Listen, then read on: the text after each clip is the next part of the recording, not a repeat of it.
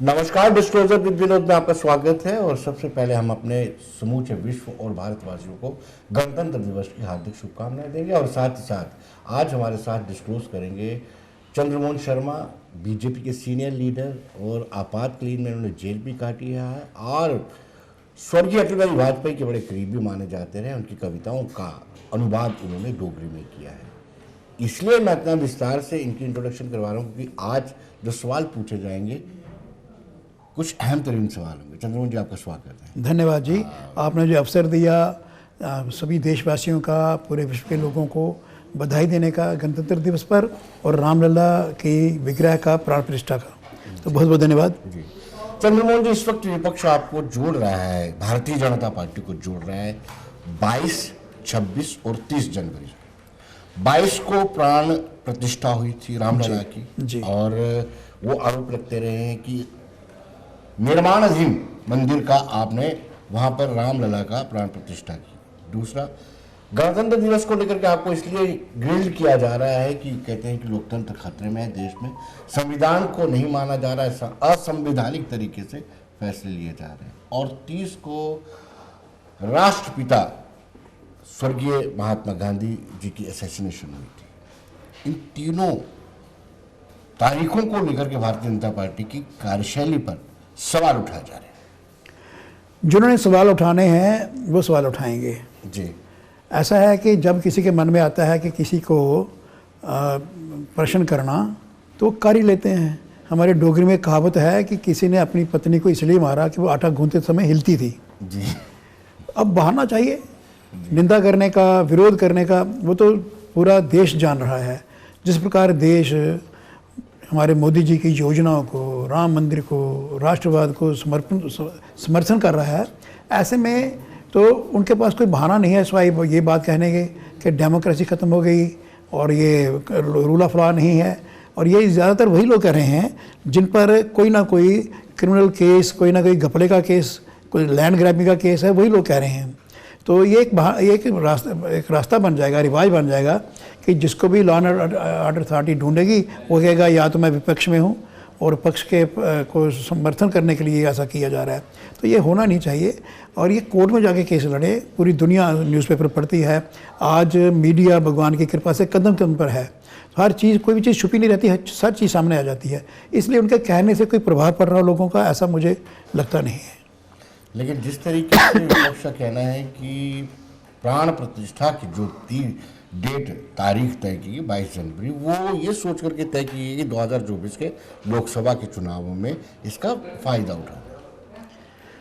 विनोद जी, ये मंदिर का सारा जो कार्यक्रम हुआ ये मुहूर्त निकाल के हुआ। 22 जनवरी का मुहूर्त निकाला गया था। और मुहूर्त निकालने वाले राजनीतिक लोग नहीं होते हैं, वो पंडित विद्वान जो वेदों के ज्ञाता होते हैं वही मुहूर्त निकालते हैं। तो मुहूर्त के हिसाब से समय निश्चित था 11 बज के कुछ सेकंड से, जैसे मुहूर्त के हिसाब से सारा हुआ है। तो अब जिन्हें नोक्स निकालना अलग बात है, लेकिन हर चीज़ मुहूर्त के हिसाब से हुई है। मुहूर्त वालों को ये तो नहीं पता था कि चुनाव आ रहे हैं इसलिए किया जाए। तो उन्हें अपने जो हमारे ग्रंथ कहते हैं, स्क्रिप्चर कहते हैं, उसके अनुसार हुआ है। शंकराचार्यों का विरोध, उसको कैसे देखते हैं? शंकराचार्य का विरोध नहीं है, ये एक अफवाह चलाई गई है। अब पहले 2 शंकराचार्यों ने खंडन किया इसका, और अब एक तीसरे शंकराचार्य जो है जिनके बारे में ज़्यादा कहा जाता था कि उनका झुकाव कांग्रेस की तरफ होता है, वो भी अब मोदी जी की प्रशंसा कर रहे हैं। और मैंने खुद सुना है उनका वीडियो, और मंदिर के पक्ष में बोल रहे हैं। तो ये एक हॉक्स क्रिएट किया गया था कि शंकराचार्य नाराज़ हैं। शंकराचार्य का स्थान हमारे सनातन में बड़ा ऊंचा है, उनको हर छोटे छोटे कार्यक्रम में नहीं आना होता। आपने कभी सुना कि किसी मंदिर की प्राण प्रतिष्ठा में शंकराचार्य गए हों? कभी नहीं हुआ ऐसा। तो विरोध की कोई बात नहीं है, उन सब ने आशीर्वाद दिया है जी। चंद्रमोहन जी, आपको कैसा लगा था, क्योंकि आप भी इस आंदोलन का हिस्सा रहे, हमने आपको देखा होगा। आपको 22 जनवरी को कैसा महसूस हुआ था जब प्राण प्रतिष्ठा की जा रही थी? उन कार सेवकों की आप याद आई होगी, उस सरयू नदी जो लहूलुहान हो चुकी थी।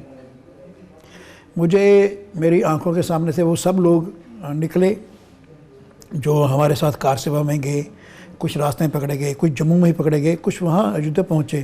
तो जो पुलिस का अत्याचार उन्हें सहा वो सब मुझे ध्यान में आता है। और फिर थोड़ी सी एक ठंडक सी पहुंचती है कि आखिर वो मंदिर बन गया, आखिर प्राण प्रतिष्ठा होगी। तो फिर ये थोड़ी सी ये सांत्वना रहती है कि भाई जिस लक्ष्य के लिए इतनी कुर्बानियाँ हुई, इतने लोग मारे गए, सरजू नदी का पानी लाल हो गया, वो अब कोई बात जो है सिरे चढ़ी है और भगवान राम जो है रामलला के रूप में वहाँ जाके स्थापित हुए हैं।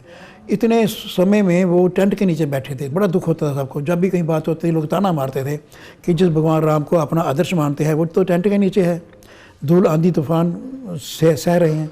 हम भगवान को उसमें महसूस करते हैं कि वो भगवान हैं, उस विग्रह में भी भगवान हैं, तो एक कष्ट होता था। अब ये भव्य मंदिर में भव्य भगवान हमारे स्थापित हो गए हैं तो बड़ी सांत्वना होती है।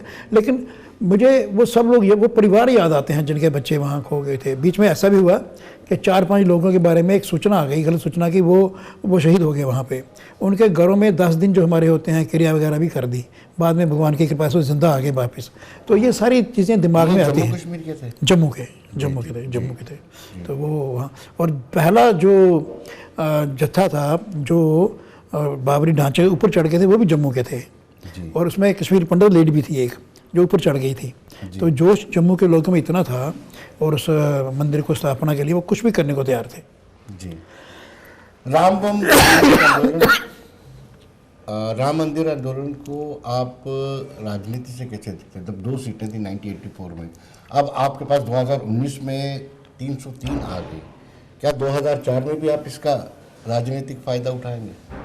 देश के लोग जो हैं, जब इस देश की संस्कृति, सभ्यता या राष्ट्रवाद पर कोई भी अटैक होता है तो वो इकट्ठे होकर उसका प्रतिकार करते हैं।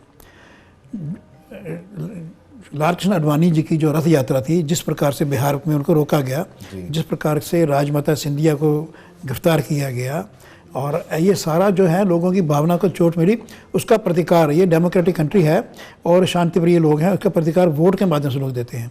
जो ऐसे स्टेटमेंट आते हैं जो सनातन धर्म मानने वालों की आस्था पर चोट होती है, या भगवान राम की निंदा की जाती है, या इस सारे प्रयास का विरोध किया जाता है, लोग रिकॉर्ड करते हैं दिल के अंदर और वोट डाल के समय उसका प्रतिकार करते हैं। लेकिन चंद्रमोहन जी, आप क्रेडिट सर्वोच्च न्यायालय और अल्पसंख्यकों को क्यों नहीं देते हैं? आप भाजपा को क्रेडिट क्यों देते हैं? नहीं, हमने पूरे देश के लोगों को क्रेडिट दिया है, और मैंने तो बात वहीं से स्टार्ट की कि जो लोग शहीद हुए, जिन्होंने संघर्ष किया 500 साल का, उन सबको क्रेडिट है। अब ये होता है कि भाई कोई किसी बोतल का ढक्कन टाइट हो गया तो सब लोगों ने जोर लगाया, आखिर में जिसने जोर लगा के ढक्कन खोल दिया क्रेडिट उसको जाता है। ऐसी बात नहीं, क्रेडिट सबको जाता है, पूरा देश देख रहा है, और सुप्रीम कोर्ट को भी क्रेडिट जाता है, सुप्रीम के जजेस को भी क्रेडिट जाता है। और मैं सोचता हूँ कि जिन्होंने वो विवादित ढांचा तोड़ा उनको भी क्रेडिट जाता है। अगर वो ढांचा नहीं टूटा होता तो मंदिर नहीं बनता। जी। टाइट बोतल को खोलने में लाल कृष्ण आडवाणी जी का भी रोल था, बहुत ज़्यादा, जोशी का भी रोल था, सबका रोल था। विजय कटियार नया बजरंग दल बना था। हाँ, विजय कटियार का साइडलाइन कर दिया गया। एज फैक्टर भी है ना जी, उसमें अब साध्वी रतम्बरा जी का बड़ा रोल था, भारती जी का बड़ा रोल था, और अन्य साधु संत थे। पर टाइट बोतल के, हाँ, उनका जोर लगा हुआ है, उन सब का जोर लगा हुआ, दिलो जान से उन्हें ताकत लगाई हुई है, तभी ये ढक्कन ढीला हुआ। और अब ये किस्मत की बात है कि जिन्होंने बाद में खोल दिया तो क्रेडिट उनको जाएगा। मैं समझता हूँ कि क्रेडिट बांटने की बात नहीं है, पूरा देश परेशान है, पूरा देश दुआएं करता था, अपने घर में बैठ के लोग दुआएं करते थे, वो सब लोगों को क्रेडिट जाना चाहिए। सब लोग इसको बड़ा एग्जैजरेट करके पेश किया गया, पहले चावल बांटेंगे, फिर अब पता नहीं प्रसाद भी आएगा जब तक मॉडल कोड ऑफ कंडक्ट नहीं लग जाता है। नहीं, उसको उस एंगल से नहीं देखना चाहिए जी। इतना बड़ा मंदिर बन रहा है, जितने वैज्ञानिक लगे थे, साइंटिस्ट लगे थे, उसको इस तरीके से बनाया गया कि उस मूर्ति में भी जो हमारे शरीर में चक्र होते हैं वो चक्रों का स्थान है। और जिसने मूर्ति बनाई, कल मैं उनका वीडियो सुन रहा था कि मूर्ति मैंने बनाई है, वो अरुण राज, कुछ ऐसा नाम था उनका, कहता है अरुण राज योगी। वो कह रहे थे कि मूर्ति मैंने बनाई, मैंने यहाँ लगाई, अब मुझे लगता नहीं वो मूर्ति है, क्योंकि इसमें प्राण प्रतिष्ठा के बाद कोई विशेष प्रकार की आभा आ गई है। उनका जो ऑरा है वो इस प्रकार का बन गया है कि ऐसे लगता है जीवित हो गए, इसमें प्राण आ गए, तो ये महसूस हो रहा है। तो ये एक प्रोसेस है। इस प्रोसेस में हमारे पुरानी परंपरा भी ये थी कि किसी को निमंत्रण देना होता है तो वो चावल देते हैं और प्रसाद भी बांटा जाता है। तो इसमें कोई मंदिर के साथ जुड़ी हुई बात है, इसमें राजनीति कोई देखनी नहीं चाहिए। लोगों तक पहुंचाना है, जो लोग चाहते थे घर में बैठ के वहाँ जाएं, अब चलो उनको निमंत्रण दिया हुई, मंदिर बन गया तो आप आइए, और उसके बाद प्रसाद भी वहाँ पहुँचाए तो कोई पूरी बात नहीं है। लेकिन आपने खुद कहा कि लोगों में के सेंटिमेंट्स जुड़े हुए हैं, लोग अपने सेंटिमेंट्स का जवाब जो है वोट से देते हैं। 2 सीटें थी 1984 में आप, जी जी अब 19 में 303 आई, जी। कुछ तो प्रभाव पड़ा है।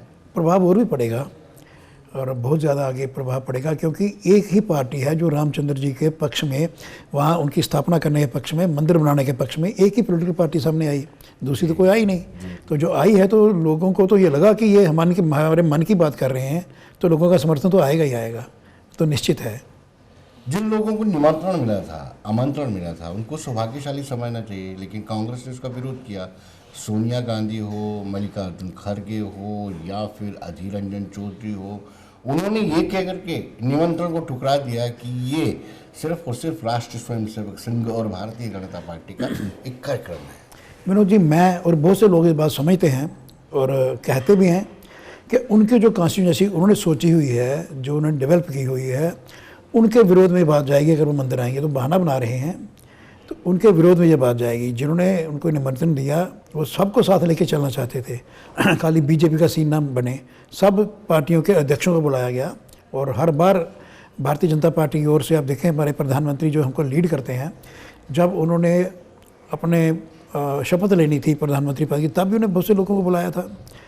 तो उनका ये रहता है। और जब अपना लाल किले से पहला भाषण था तो उन्होंने पिछले जितने प्रधानमंत्री थे सबको क्रेडिट दिया था देश को आगे प्रगति करने का। वो तो बड़ा दिल दिखाते हैं। अब इन्होंने जो कॉन्स्टिट्यूंसी डेवलप की है, जिसमें ज़्यादातर वो लोग हैं जो भारत विरोधी हैं जी, और जो पाकिस्तान से इंस्पायर होकर चलते हैं, उस कॉन्स्टिट्यूंसी का डिस्टर्बेंस ना हो, इसलिए इन्होंने राजनीति चलती है। जिन्होंने मंदिर बनाया, जो वहाँ का ट्रस्ट था, उन्होंने बुलाया, उनको कोई राजनीति नहीं थी, सब आ जाते। तो ये जो कह रहे हैं कि बीजेपी का सीन था, ये तो खत्म हो जाता अगर वो भी आते तो। उन्होंने किया ही नहीं है। तो अब ये है कि वो खुद ही सारा क्रेडिट अपने इस बाइकआउट करने से बीजेपी को दे रहे हैं, जबकि वो भी इसके हिस्सेदार हो सकते थे। लेकिन अब उन्होंने भारत न्याय यात्रा शुरू की है, उससे क्या इम्पैक्ट पड़ेगा? न्याय यात्रा को इतना सफलता तो नहीं मिल रही है, लेकिन उसमें जो उनके नेता उसको लीड कर रहे हैं, वो आजकल लोगों की एंटरटेनमेंट का साधन बन गए हैं। लोग उनके प्रोग्राम, उनके भाषण सुनते हैं। उनको तो मुझे लगता है भारत समझ नहीं आया, ना भारत की भाषा समझ आई है। जैसा वो बोलते हैं उसमें मैं विस्तार में नहीं जाना चाहूँगा, लेकिन कोई सीरियसली नहीं ले रहा उसको, न्याय यात्रा को। पर यात्रा से न्याय क्या मिलता है? न्याय के लिए तो कोर्ट में जाना पड़ता है, पंचायत में जाना पड़ता है, बरादरी के 4 लोग बैठ के न्याय करें। यात्रा चलते तो न्याय कैसे होता है? तो ये एक मजाक की बात है, करने दो उनको। और ये अजीब बात है कि जब चुनाव के लिए तैयारी करनी चाहिए, हालांकि वो विरोधी पार्टी है, तो उसमें वो यात्रा निकाल रहे हैं और उस क्षेत्र से निकाल रहे हैं जहाँ उनका प्रभाव क्षेत्र ही नहीं है। तो मुझे समझ नहीं आई कि वो उनका क्या मकसद क्या था, क्या नहीं। एक बात आपने कही थी कि मंदिर अधूरा है। हाँ, निर्माणाधीन है। हाँ, निर्माणाधीन है। देखिए, जो हमारे ज्योतिर्लिंग हैं, श्री रामेश्वर ज्योतिर्लिंग, जो भगवान राम ने शिवलिंग स्वयं स्थापित किया था, उसमें कहाँ मंदिर बना था? वो प्राण प्रतिष्ठा की हुई थी। प्राण प्रतिष्ठा करने के बाद, पूजा करने के बाद गए थे। और प्राण प्रतिष्ठा होनी है मूर्ति की, विग्रह की, मंदिर की नहीं होनी है, स्ट्रक्चर की नहीं होती। विग्रह की तो प्राण प्रतिष्ठा हो गई, और विग्रह तो पूरा है और पूरे अपने रूप में आ गया है। इसलिए मंदिर तो बनता रहेगा, मंदिर का विस्तार होता रहेगा। मंदिर के 4 अंग होते थे पुराने समय में। उसमें व्यायामशाला होती थी, पुस्तकालय होता था, साधु संतों के रहने की जगह होती। ये एकदम थोड़ी बन जाएगी, तो इस समय लगेगा, उसकी कोई चिंता नहीं है। विग्रह जो है वो पूरे अपने रूप में, पूरा सुदर्शन चेहरा उनका दिख रहा है, और उसका बड़ा विग्रह का ही प्राण प्रतिष्ठा होनी थी। मंदिर की कोई चिंता की बात नहीं है। अगर हम इंडी अलायंस की बात करें तो कहीं ना कहीं आहिस्ता आहिस्ता ममता ने किनारा कर लिया, नीतीश भी किनारा कर रहे हैं, और भगवंत मान ने भी बोल दिया कि पंजाब से सारी सीटें हम लड़ेंगे। क्या भविष्य देखते हैं इस अलायंस का? पहले शुरू में आपको डर लगा था, बीजेपी के बड़े लोगों ने स्टेटमेंट दी थी, ईस्ट इंडिया कंपनी के साथ इसको जोड़ा गया था। राजनीति में कोई ना कोई तर्क गढ़ते हैं लोग, एक रिवाज है गढ़ने का। लेकिन ये पहले से ही लग रहा था कि जो लोग किसी खास थीम नहीं था, उनका कोई मकसद नहीं था, किस दिशा में देश को लेके जाना, इस पर कोई चर्चा नहीं होती थी। सीट बांटने की बात होती थी, 2 ही बातें थी, मोदी को हराना है और सीट बांटनी है। उनका प्लान क्या था देश के लिए, उनका मैनिफेस्टो क्या था देश के लिए, वो तो सामने कभी खुल के आया नहीं। देश को किस दिशा में लेके जाना है, इसको वेस्टर्नाइज करना है, या इंडियन कल्चर है उसके मुताबिक चलाना है, या खिचड़ी देश बना देना है, सराय जो भी आए यहाँ रह ले, क्या था उनका? उनका कुछ भी नहीं था। तो हमारा तो निश्चित एक दिशा है, उस दिशा में हम चल रहे हैं, इसलिए लोग हमारे साथ आ रहे हैं। उनके दिशाहीन वो जो बन रहा था उनका अलायंस, वो तो फेल होना ही होना था। जी। तो जो शुरुआत में आपका रिएक्शन था, आपको डर लग रहा था शुरुआत में जब आपने ईस्ट इंडिया कंपनी बोल दिया? पता क्या होता है, हमारे यहाँ कोई भी कुछ भी बोल देता है, वो मत्थे पर मड़ा जाता है पार्टी के। जैसे अभी वो लोग बोल रहे हैं, क्या लोग बोल रहे हैं राम राज आ गया। कल को कोई ऐसी घटना होती है तो कहीं बीजेपी वाले बोलते हैं, ऐसा नहीं होता है। जब तो हमारा अधिकृत स्टेटमेंट जो आता है हम उसी पे स्टैंड करते हैं, ऐसा कुछ भी बोल देते हैं।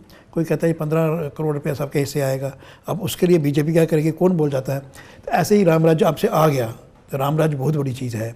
राम राज्य को आने में मोदी जी की स्पीड पे भी हम चलते रहे तो 100 साल लगेंगे। तो राम राज्य ऐसे नहीं आता, सब लोगों को लगना पड़ता है, आत्म संयम रखना पड़ता है, आत्म अनुशासन करना पड़ता है, फिर जाके राम राज्य आता है। अब किसी लोग बोल रहे हैं जी आ गया राम राज्य, अब मैं भी हैरान होता हूँ क्यों बोलते हैं। एक दिशा बनी है खाली, अभी बहुत आगे चलना है हमको।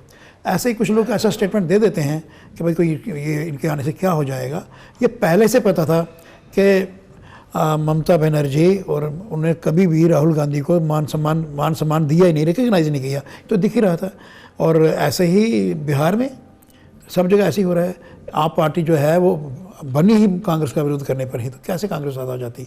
अब उनका कुछ लीडर हैं जो अगली पार्लियामेंट को 2-4 सीटें आ जाए उसके लिए प्रयास करते हैं, लेकिन उनका कैडर नहीं है। कैडर का वोट ट्रांसफ़र करना बहुत मुश्किल है इंडिया के अंदर जी। तो मुझे हमें पहले ही पता था ऐसा नहीं हो पाएगा। चलो, गणतंत्र दिवस के संदर्भ में आपसे सवाल पूछते हैं कि कहा जाता है कि इस टेन्योर में जो 10 साल लगभग हो चुके हैं, इसमें लोकतंत्र का गला घोटा गया है, ऐसा आरोप विपक्षी दल लगाते हैं। आपने, अगर आप लोग या मेरे आपने देखने वाले सुप्रीम कोर्ट के निर्णयों का अगर ऑब्जर्व करते हैं तो कितने सारे निर्णय गवर्नमेंट के खिलाफ आते हैं जी। जुडिशरी लोग गवर्नमेंट के खिलाफ आती है, और जुडिशरी का हर निर्णय जो है गवर्नमेंट को पसंद नहीं आता है। जब इतने डिफरेंस ओपिनियन है तो ये डेमोक्रेसी है, ऐसे तो हो नहीं सकता। डिक्टेटरशिप होती तो अब याद कीजिए एमरजेंसी में लगी थी तो 3 जज जो थे सुपरसीड कर दिए थे सुप्रीम कोर्ट के, आर्मी के जनरल सुपरसीड कर दिए थे। ऐसा तो कुछ नहीं हुआ ना, बर्दाश्त कर रहे हैं, सहन कर रहे हैं। सुप्रीम कोर्ट के कुछ निर्णय सरकार की नीति के खिलाफ है तो सहन कर रहे हैं, और सरकार के बहुत से निर्णय ऐसे हैं जो सुप्रीम कोर्ट के लोगों को पसंद नहीं आते, सहन कर रहे हैं। तो ये लोकतंत्र की सबसे बड़ी मिसाल है। और जो लोग प्रधानमंत्री को गालियाँ तक देते हैं और झूठे इल्ज़ाम लगाते हैं, वो भी आराम से घूम रहे हैं, फिर रहे हैं, कोई उनके खिलाफ कार्रवाई नहीं होती है। ऐसे ऐसे इल्ज़ाम लगाते हैं बेबुनियाद, क्या नहीं कहा प्रधानमंत्री के बारे में, तो फिर से वो फ्रीडम एंजॉय कर रहे हैं, फिर भी कहते हैं डेमोक्रेसी नहीं है। तो मुझे नहीं लगता इस बात को कोई सीरियसली लेता होगा। डेमोक्रेसी है तो आप खुले फिर रहे हैं, बात कर रहे हैं, अलायंस कर रहे हैं, हर गवर्नमेंट की योजना का विरोध कर रहे हैं, एमरजेंसी में करके दिखाता है कोई जी। लेकिन जैसे आपने ये कहा कि इलेक्शन कमीशन ऑफ इंडिया या इलेक्शन कमीशन ऑफ इंडिया के अपॉइंटमेंट में चीफ जस्टिस की कोई भूमिका नहीं होनी चाहिए, वो भी तो आपने मनमानी की है। पहले कहाँ होती थी भूमिका जी, पहले कोई भूमिका नहीं होती थी। इस बार उन्होंने फिर भी सुप्रीम कोर्ट का ही जज रखा। जब सुप्रीम कोर्ट का जज आएगा तो वो क्या चीफ जस्टिस को रिप्रेजेंट नहीं करेगा। चीफ जस्टिस का स्टेटस बड़ा ऊंचा होता है। इधर प्रधानमंत्री बैठे हैं बराबर स्टेटस के आदमी, तो कई बार अगर कन्फ्लिक्ट आ जाए या एग्रीमेंट नहीं हो किसी बात पे तो अच्छा नहीं लगेगा देश के अंदर। इसलिए सुप्रीम कोर्ट का एक जज और विपक्ष का जो नेता है उसको रखा गया, और प्रधानमंत्री। तो मैं समझता हूँ ये आइडियल डिसीजन था, ये कमेटी जो बनाएगी, ठीक है ना। ये खाली बीजेपी की कमेटी होती है तो मैं कहता कि ये ऑब्जेक्शनेबल है। अब विपक्ष का आदमी भी होगा और सुप्रीम कोर्ट का कोई जज जिसको चीफ जस्टिस नॉमिनेट करेंगे वो उसमें होगा, तो वो निर्णय करेंगे। इससे बेहतर तो कोई और हो ही नहीं सकता तरीका। लेकिन चंद्रमोहन जी, समूचे सत्र के लिए 142 सांसदों को निष्कासित किया जाना, ये मनमानी नहीं है? मुझे ये डेमोक्रेसी को इस तरीके से कैसे देखते हैं, इस यहाँ पे 40 चोर आके तोड़फोड़ कर जाते हैं, हम कहते 40 इसलिए नहीं करना, 1-2 निकाल लेंगे, ये थोड़ी होता है। जितने जो कसूर किया वो सब, चाहे वो तो बेचारे कहते हैं एक तो थे ही नहीं उस दिन सदन में जिनको उनको भी बाहर कर दिया गया है। देखिए बात यह है कि लगातार कोई आदमी डिस्टर्बेंस क्रिएट कर रहा है, पूरी दुनिया के आगे हमारा इंप्रेशन ख़राब कर रहा है, पार्लियामेंट्री सिस्टम को डैमेज कर रहा है। आज नहीं आया वो, तो पिछले दिनों भी तो उसने कार्रवाई की हुई ना, वो भी तो इंप्रेशन बना हुआ ना, एक आगे आके भी करनी है उसने, तो ठीक है उन्हें पहले से कर दिया। प्रिवेंटिव एक्शन भी तो होता है कुछ जी। एक तरफ एक दिन पहले आप कहते हैं कि शरद पवार, अजीत पवार जो है उन पर बहुत सारे घोटाले हैं, और दूसरे दिन उनको अपना साथी बना लेते हैं। देखिए विनोद जी, आप गवर्नमेंट टॉपर करते हैं मध्य प्रदेश की, ये नहीं, गवर्नमेंट टॉपर जब वो माइनॉरिटी में रहेगी तो गवर्नमेंट टॉपर होनी ही है। अब ये जो आप कह रहे हैं कि उनके खिलाफ कार्रवाई नहीं होती, वो बीजेपी में आ जाते हैं। आपने देश के प्रधानमंत्री को देखा होगा, वो व्यक्ति अपने भाइयों का लिहाज नहीं करता, अपने परिवार का लिहाज नहीं करता, अपने मित्रों का लिहाज नहीं करता, अपने सीनियर्स का लिहाज नहीं करता। थोड़ा वेट करना चाहिए, जो लोग इधर आ गए या उधर रह गए, बारी बारी सबका नंबर आना है। और बार बार बोलते हैं किसी एक को नहीं छोड़ूंगा, ढूंढ ढूंढ के उनको जिन्होंने घपले किए उनको छोड़ूंगा नहीं। तो थोड़ा वक्त लगेगा, जो दाल बदल करके आगे अगर उनके खिलाफ कोई सीरियस मैटर्स हैं तो उनको भी भुगतना पड़ेगा, बचेंगे नहीं वो। देश भर में आपकी छवि खराब नहीं होती है? अभी बिहार में एक मरतबा फिर नीतीश कुमार भाजपा के साथ मिलकर के सरकार बना रहे हैं, मतलब मैं बात चल रही है, एक दो दिन में क्लियर हो जाएगा। अगर मैं किसी विपक्षी ग्रुप में चला जाऊं, उनकी आइडियोलॉजी से सहमत हो जाऊं, तो मेरा कसूर है। हमने तो उनकी आइडियोलॉजी से सहमत नहीं हुआ, वही आ रहे हैं हमारे पास हमारी आइडियोलॉजी से सहमत हो गए। और मैं भी देख रहा हूं बड़े दिनों से नीतीश कुमार के खिलाफ कोई करप्शन का इल्ज़ाम नहीं है, बड़ी कमियां हैं, पलटू बाबू कहते हैं उनको। लेकिन इस सारे युद्ध में, जो बहुत बड़ा युद्ध हो रहा है, उसमें सारे योद्धा अपने साथ आ जाएं तो मैं समझता हूँ कि कोई बुरी बात नहीं है। बीच बीच में आपने कहा था कि दरवाजे बंद है नीतीश कुमार के लिए। राजनीति में दरवाजे बंद खुले दरवाजे होते ही नहीं है। राजनीति में कोई दरवाजे नहीं होते, जो मर्जी आए जो मर्जी जाए। हाँ, आगे उसको बढ़ाना है जिसको लोग चाहेंगे, जिसका चरित्र चाल चलन चेहरा ठीक हो, वही आगे बढ़ेगा। पता नहीं कब आपने चुनाव करवाने विधानसभा के, लेकिन ये है कि अगर राजनीति में दरवाजे नहीं होते तो हाथ एक मरतबा फिर पीडीपी से मिलाया जा सकता है। नहीं, ऐसा नहीं, उनके साथ हमारा विचार नहीं मिलता जी। वो तो देश विरोधी बयान देते हैं। तो सरकार चलाई आपने, राष्ट्रवाद के मामले में हम किसी से कंप्रोमाइज़ नहीं करते। तब भी उन्होंने हमारे विचार मांगे थे। जब वो कहते हैं हम डिक्टेट करवाते थे, डिक्टेशन हमारी होती। जब उन्हें डिक्टेट करना शुरू किया, जब उन्होंने एक ऑर्डर किया कि जिन लोगों ने ज़मीनों पर नाजायज़ कब्जे किए हुए हैं पुलिस उनके खिलाफ कार्रवाई नहीं करेगी, और रसाना वाला केस जो हुआ उसके बाद एकदम हमने विड्रॉ किया उनसे। हमने बिल्कुल साइन नहीं किया, एक दिन भी नहीं चले उनके साथ जी। तो ऐसी बात नहीं है। सरकार का पहला दिन ही आप पाकिस्तान और आतंकवादी संगठनों की तारीफ करते हैं कि पीसफुली इलेक्शन हो गए। हाँ, वो किया उन्होंने। और मैं सोचता हूँ कि उस वक्त भी मुझे कहने में एतराज़ नहीं है, और मैं सबसे पुराना आज की डेट में बीजेपी फर्स्ट लाइन वर्कर्स में सबसे पुराना हूँ।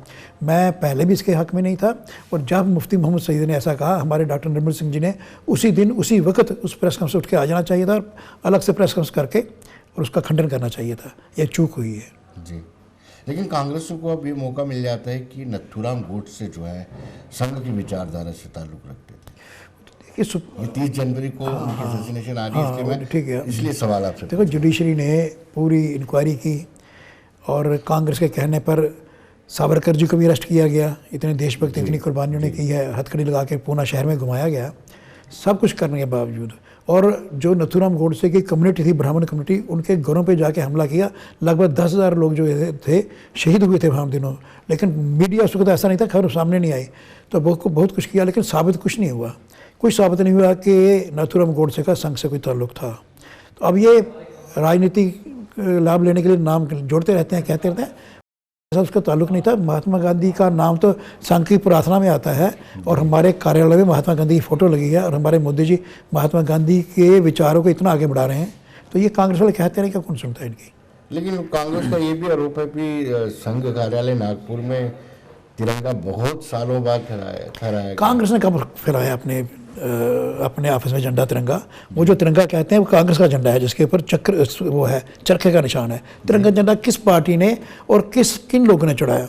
एक दिन टीवी में डिस्कशन आ रही थी, मैं था नहीं वहाँ, तो कश्मीर के एक मुस्लिम मेरे भाई बोल रहे थे कि आपने किस मस्जिद में झंडा चढ़ा आज तक, किस औकाफ की बिल्डिंग में तिरंगा झंडा चढ़ा आज तक? ठीक है, किसी पोलिटिकल पार्टी ने अब तिरंगा नहीं चढ़ाया अपने उस पर। पहले लॉ ही नहीं था कि तिरंगा झंडा हर कोई चढ़ा सकता, अब लॉ है, चढ़ा सकते हैं। तो ये खामखा इशू बना रहे हैं कि संघ में, संघ राष्ट्रवादी था शुरू से, और जो हमारा पारंपरिक झंडा है, संघ का झंडा, वो तो अपने हर कोई अपने चढ़ाता है, तो उसमें कोई ऐसी बात नहीं थी। लेकिन किसी ने चढ़ाया ना कि हम तिरंगा झंडा चढ़ाते हैं अपने छात्र, बताया मुझे, एक भी नहीं है। कांग्रेस समेत, कम्युनिस्टों के समेत किसी ने नहीं झंडा चढ़ाया आज तक तिरंगा। लाल चौक में तिरंगा चढ़ाया जा रहा है, लेकिन वहाँ कश्मीर बेस्ड पॉलिटिकल पार्टीज का ये कहना है कि दबाव सप्रेस किया जा रहा है, युवाओं को जेलों में बंद किया गया है, तभी पत्थरबाजी बंद है। अगर उनको बाहर भेजें तो पत्थरबाजी दोबारा शुरू हो जाएगी। ये महबूबा मुफ्ती का कहना है, इल्तिजा मुफ्ती का कहना है, उमर अब्दुल्ला का कहना है। तो जो लोग झंडा चढ़ा रहे आए वो बूढ़े तो नहीं आए ना, युवा ही आए हैं। जी। अब वहाँ का युवा जो है IT सेक्टर में आगे आ रहा है, IAS वगैरह कर रहा है, तो कश्मीर के नौजवान ही आके भी बूढ़े हैं। स्पोर्ट्स में कितने आगे निकले हैं, ऑल इंडिया में कंपटीशन में आ रहे हैं, क्रिकेट में आ रहे हैं।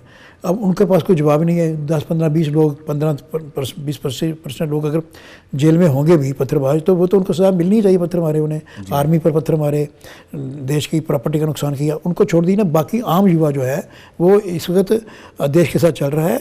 और यह नहीं कहता कि भारतीय जनता पार्टी के पास ही चल रहा है, लेकिन कम से कम अलगाववादियों के हाथ में नहीं खेल रहा। चंद्रमोहन जी, दिल पे हाथ रखकर बोलिए कि आपको बारामूला और श्रीनगर लोकसभा की सीट मिल सकती है? ये बड़ा मुश्किल सवाल है ना। हाँ, कायदे से। नहीं, कंटेस्ट तो हम करेंगे और हमारे लोगों ने बड़ी मेहनत की है और बड़ी नाउम्मीदी भी नहीं है वहाँ पे कि नहीं मिलेगी, ऐसा भी नहीं है। वहाँ परिस्थिति ऐसी है और मुझे लगता है कि लोगों को अगर समझ आ गई है मोदी जी की गरीब कल्याण योजनाओं की, सबका साथ सबका विकास, तो फिर वो लोग वोट देंगे। कश्मीर के लोग, ऐसा नहीं है कि वो किसी मजहब की बुना पर पीछे हट जाएंगे, ऐसा तो नहीं है। जी। अगर हम विधानसभा की बात करें तो विधानसभा से टनल के उस पार से कुछ सीट मिलेगी आपको? निश्चित मिलेंगे, निश्चित 50 पार की बात करते हैं, ये दिल को बहलाने के लिए गालिब ख्याल अच्छा है। नहीं, सीटें तो हमें मिलेंगी वहाँ से, जी मिलेंगी सीटें। मुझे लगता है कि आने वाली जो सरकार बनेगी उसमें मुख्य भूमिका BJP की होगी। जी। आखिर में यही सवाल पूछना चाहूँगा कि आपको क्या लगता है कि लोकसभा के चुनाव में भारतीय जनता पार्टी पूरे देश में कितनी सीटें ले पाएगी?